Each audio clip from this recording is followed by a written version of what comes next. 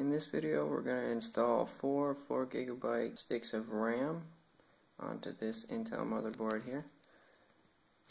One thing you need to take note of is which of these RAM slots you are filling. It is actually important. Some of them have a higher precedence over the others.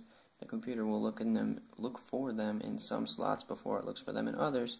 So be sure and look at your manual, your instruction manual, or whatever you have to make sure you're putting them in the right order.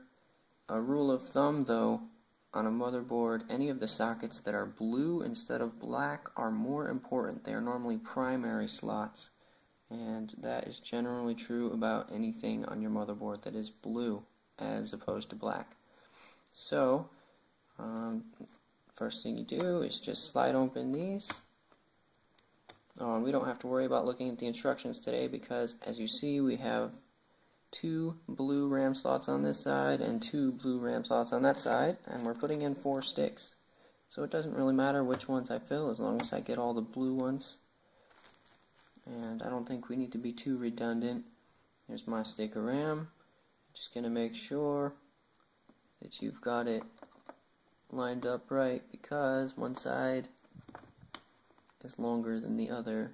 So you want to fit it down in there in the slots. And just give it a nice firm push until you hear them click in place. I'll do it again over here so you can see it better. Firm push until they click into place. Alright, and I'm going to do that 3 more times now, but I'm not going to make you watch. And there they are, all 4 chips of RAM installed on the motherboard.